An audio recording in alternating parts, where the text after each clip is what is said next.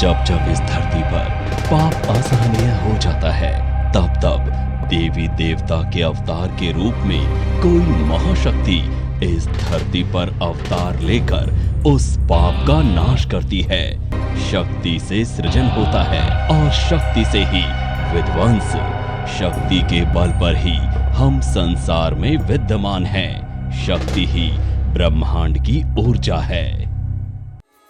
सनातन धर्म एवं संस्कृति के संवाहक, वेदों, पुराणों, शास्त्रों एवं उपनिषदों के ज्ञाता, गीता, गंगा एवं गायत्री के संरक्षक, मां महादुर्गा के परम साधक, परम ज्ञानी, महान चिंतक, दार्शनिक एवं वैज्ञानिक, सुप्रसिद्ध ज्योतिषाचार्य, हस्तरेखा, अंक शास्त्र एवं वास्तु विशेषज्ञ आचार्य स्वामी सुशील जी वर्षों वर्ष के गहन अध्ययनों एवं शोधों के उपरांत आपके लिए लेकर आए हैं। जय मां कामाख्या। आपका बहुत बहुत स्वागत है कामाख्या धाम में। ओम कामाख्याय वरदे देवी नील पर्वत वासिने त्वं देवी जगत माता योनि मुद्रे नमस्तुते। मां कामाख्या के इस महामंत्र के साथ आइए प्रारंभ करते हैं। सिंह राशि वाले जातकों के लिए कैसा रहेगा, लेकिन उससे पहले आपको बहुत बहुत बधाई हो नूतन वर्ष की। यह नूतन वर्ष सन 2023 आपके लिए मंगलमय हो, खुशियों से भरा रहे, समृद्धशाली आप हो, धन धान्य से भरपूर रहे। इसी कामना के साथ आइए आगे बढ़ते हैं और सिंह राशि वाले जातकों के लिए यह वर्ष कैसा रहेगा आइए जानते हैं। और एक निर्णय डालते हैं कि केतु देव लग्न में रहेंगे, राहु देव केतु देव आपके तृतीय भाव पर रहेंगे और राहु देव भाग्य स्थान पर, शनि देव वह सप्तम भाव पर रहेंगे, बृहस्पति देव वह अष्टम भाव पर रहेंगे। बृहस्पति देव का अष्टम भाव पर विराजित होना अर्थात हमारे सुखों को न्यून करना, और यही बृहस्पति देव 22 अप्रैल को भाग्य स्थान पर चले जाएंगे तो भाग्य में वृद्धि करते हुए दिखाई देंगे। अर्थात 22 अप्रैल के बाद आपको आशा से अधिक लाभ आपको मिलना प्रारंभ हो जाएगा।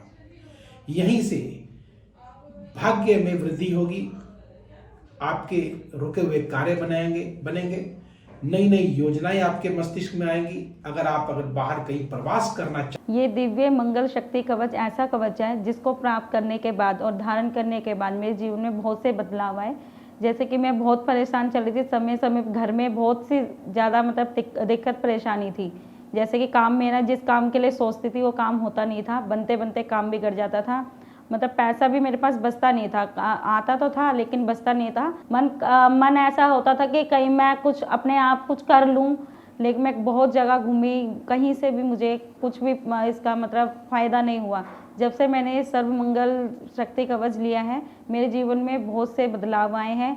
काम भी मेरा अच्छा चल रहा है और घर में भी सुख शांति है, पैसों में बचत बरकत है, और जिस काम के लिए जो मेरा बहुत समय से काम अटका हुआ था वो काम भी मेरा पूरा हुआ। तो मैं इनका बहुत बहुत धन्यवाद देना चाहती हूँ, और मैं यही चाहती हूँ कि आप भी इस कवच को धारण करें ताकि आपके जीवन में भी जो दिक्कत परेशानी है वो दूर करें और आप खुद इसका लाभ धारण करने के बाद आपको दिखेगा। चाहते हैं तो प्रवास भी आप कर सकते हैं और अचानक धन की व्यवस्था भी बन सकती है, क्योंकि राहु देव साथ में बैठे हुए। लेकिन यहां पर राहु और बृहस्पति देव का मंगलकारी जो मिलन हो रहा है, अर्थात गुरु चंडाल दोष बन रहा है भाग्य स्थान पर। अब भाग्य स्थान पर गुरु चंडाल दोष, चंडाल का भी नाम ले रहे हैं और गुरुदेव का भी नाम ले रहे हैं, तो निश्चित ये आपके लिए भाग्यवर्धक है।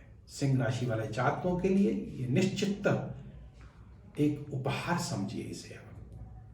अचानक धन की बरसात या योग कहें इसको, और राहु देव और बृहस्पति देव दोनों एक साथ मिलकर के पंचम दृष्टि से लग्न को देखेंगे, हमारी बुद्धि को तीव्र कर देंगे, नई नई योजनाएं देंगे और अगर आप चुनाव में अगर खड़े अगर हुए तो चुनाव में आपको विजयी भी कर देंगे। यहीं से सप्तम दृष्टि से जब यह तृतीय भाव को देखेंगे तो तृतीय भाव में पराक्रम को बढ़ा देंगे, आपके छोटे भाई बहनों के साथ आपके अच्छे संबंध बना देंगे, आपके जो कार्य बिगड़े हुए हैं उनको बना देंगे। और जब नवम दृष्टि से और अगर रिवर्स देखें तो राहु पंचम दृष्टि से जब ये पंचम भाव को देखेंगे तो संतान पक्ष को भी निश्चित सुखों से भर देंगे। अगर आपकी संतान नहीं हो रही तो संतान हो जाएगी, अगर संतान है तो वह तरक्की करेगी। और शनिदेव यह 17 जनवरी को सप्तम भाव पर विराजित होंगे। तो सप्तम भाव पे जब शनिदेव आएंगे तो विवाह में रुकावटें ला सकते हैं, कार्यों में विलंब हो सकता है, या यूं कहें कि पति पत्नी में मतभेद टकराव हो सकता है, प्रेमी युगल जो है वह अलग हो सकते हैं।